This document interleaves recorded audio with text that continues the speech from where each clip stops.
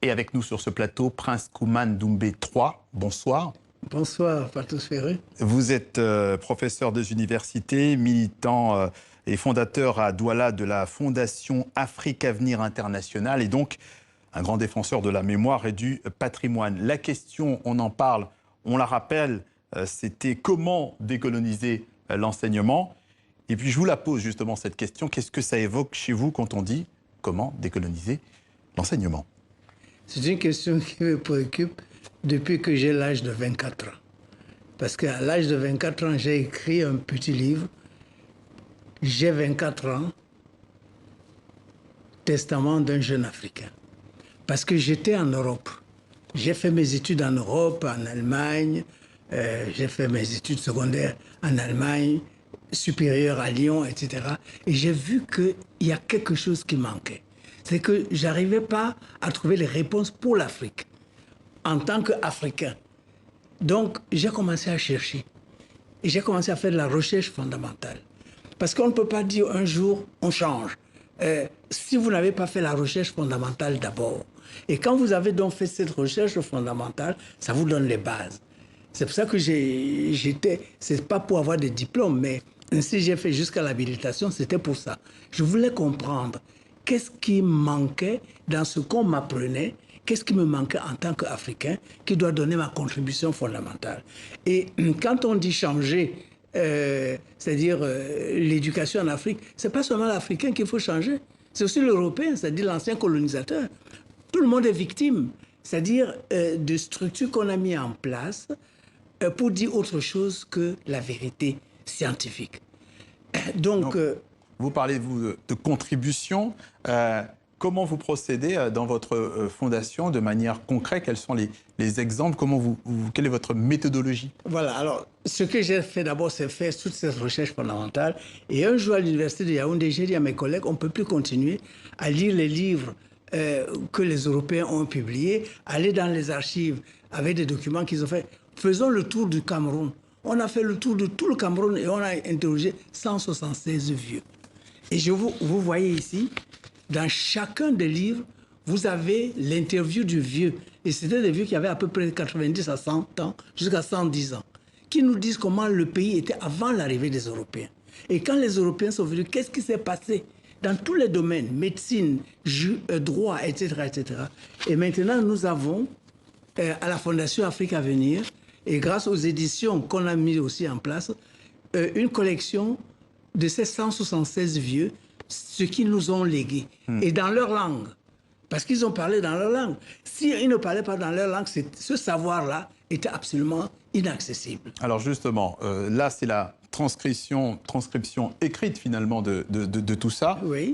C'est ce que nous disent d'ailleurs nos internautes. Comment enseigner une histoire lorsqu'on vous fait croire que votre peuple n'a aucune histoire transcrite? Mais oui, alors, mais justement, parce que est-ce que l'histoire de l'Afrique est écrite en français ou en anglais ou en allemand? C'est justement ça le problème des intellectuels d'aujourd'hui, parce qu'ils maîtrisent ces langues européennes, mais l'histoire de l'Afrique, c'est dans les langues africaines. Et qu'on ne nous dise pas que c'est l'oralité. J'ai publié un livre, Le trésor des manuscrits de Tombouctou. Et là, j'ai aligné les différentes écritures africaines qui existaient. Mais celui qui va à l'école aujourd'hui, il n'a pas accès parce qu'il n'a pas appris à déchiffrer.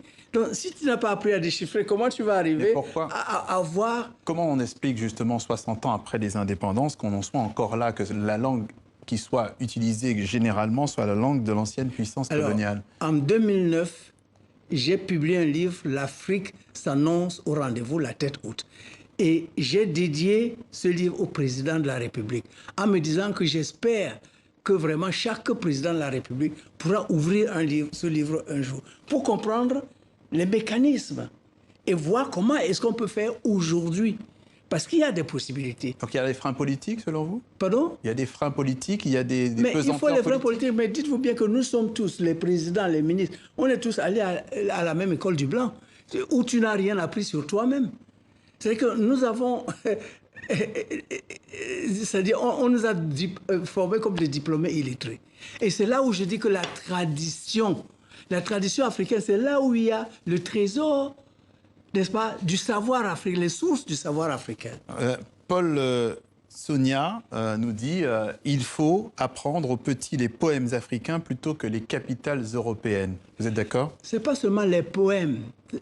Moi, Je veux dire d'une manière globale, les programmes scolaires, revoir tout ça. Oui, mais nous avons créé toute une bibliothèque à Douala qui s'appelle Bibliothèque Cheikh Anta Diop, où on essaie de rassembler vraiment le savoir africain de par le monde. Alors, quand vous dites les poèmes, oui, les poèmes africains, mais dans quelle langue? Et qu'on ne nous dise pas que nous sommes des monolingues. Les Africains ne sont pas des monolingues. Donc nous, on n'a pas de problème. On peut parler 10 langues. Ce n'est pas un problème. Donc, le multilinguisme, c'est ça, le plurilinguisme, c'est ça qui est l'essence même de l'africain. Donc, on peut très bien parler le français, écrire en allemand, faire des recherches en anglais, mais il faut d'abord maîtriser sa propre langue. Et le danger, c'est quand, lorsque le professeur lui-même ne parle même plus sa langue africaine, ça veut dire qu'il n'a même plus accès. Ici, là, nous avons créé une école doctorale à la Fondation Héritage et Innovation. Tout ce qui est dans les langues, nous avons publié les livres dans 20 langues camerounaises. Oui.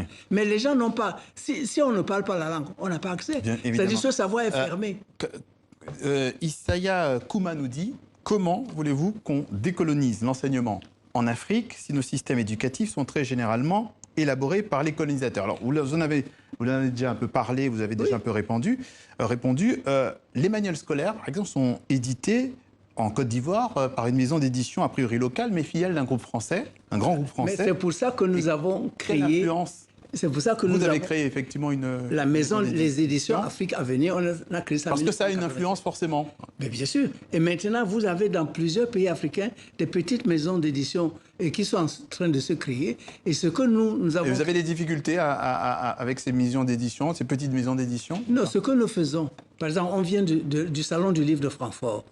Il y avait 24 maisons d'édition africaines. On achète tout ce qu'ils prennent et on met à la bibliothèque Cheikh Anta Diop ou on met dans la librairie que nous avons créée à Douala, le génie africain.